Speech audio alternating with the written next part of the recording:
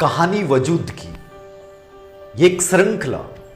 वजूद एक ऐसा शब्द है जो अपने आप में एहसास करवाता है कि तुम कौन हो, तुम्हारी पहचान क्या है।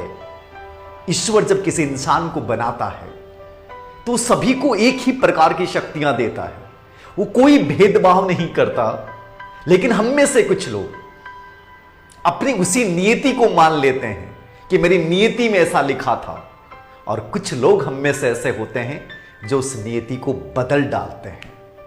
आप कौन से लोग हो, ये आपका वजूद तय करेगा। बहुत से बच्चों का एक शब्द मेरे सामने आता है। यह आज कहानी हर उस बच्चे के जीवन की है जो ये मानता है कि सर मेरे सामने परिस्थितियां ऐसी आ गई और मैं कुछ नहीं कर पाया। सर मेरे हालात ऐसे थे कि मैं झुक गया। सर उन्होंने मेरी जिंदगी बर्बाद कर दी। सर मेरे पास रोने के अलावा कुछ नहीं बचा। उन्होंने मेरे चेहरे पे थूक दिया और मैं बर्दाश्त कर गई। याद रखना इस चीज को।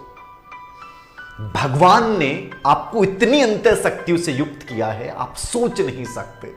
ये आपको तय करना होगा कि आप बिना वजूद के जिंदगी जीते हैं या वजूद के साथ जिंदगी जीते हैं। ये कहानी हर उस शख्स की है जिसने अपने वजूद को सिद्ध किया है। एक ऐसा ही व्यक्ति जो गायकी का सपना लेके उतरता है, सपने से बहुत प्यार था और उसी सपने को लेकर पहुंच जाता है इंडियन आइडियल का एक शो अक्स, और वहां अपने दिल से किसी चीज को गाता है। लेकिन नियति को तो कुछ और मंजूर था।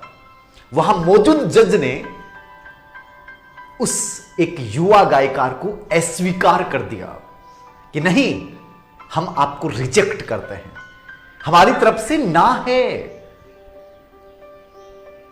ये कहने के बाद कोई भी इंसान टूट सकता है कि आप किसी परीक्षा को देने जाएं और वहां आपको अस्वीकार कर दिया जाए, आपको रिजेक्ट कर दिया जाए, और हम उसे नियति मान लेते हैं कि शायद मेरे में कमी थी, शायद मेरे भाग्य में नहीं लिखा था।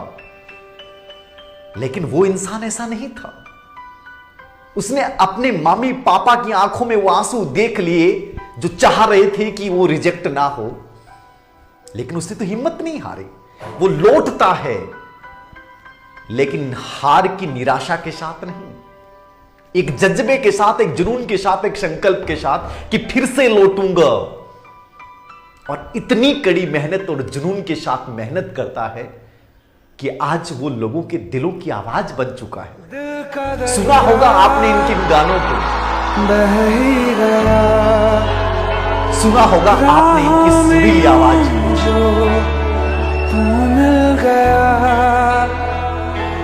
सुना होगा आपने इनके बोलों को।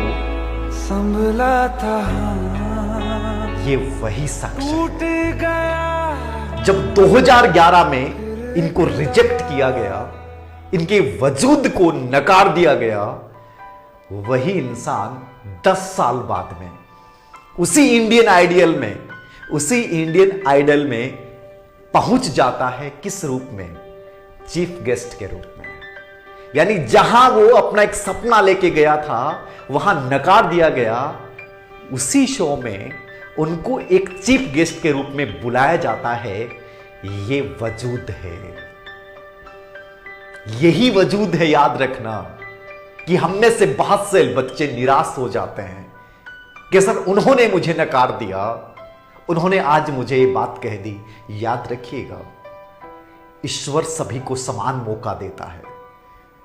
उस मौके को जुनून में बदलकर और छीन लेना यदि आप में नहीं है तो आप एक कमजोर इंसान हैं। जिन लोगों ने तुम्हें रिजेक्ट किया है, जिस संस्था ने रिजेक्ट किया है, जिस एग्जाम ने तुम्हें रिजेक्ट किया है, याद रखना उसी के सामने फिर से खड़ा होना है और यह प्रूव करना है कि तुमने एक दिन मुझे ऐसा कहा था, तुमने मुझे ऐसा निकाला था, आज तुम लोग मुझे बुला रहे हो।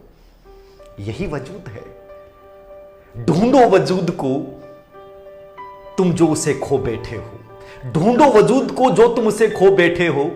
कब तक बंद कमरे में छुप छुप कर रोवोगे? खुले आसमान में उड़ना सीखो, क्यों गुमनाम बैठे हो?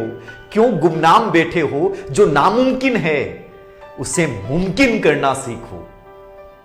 तुम्हारा वजूद कम नहीं है, तुम्हारा वजूद कम नहीं है, बस तुम उसे खो बैठे हो, बस तुम उसे खो बैठे हो।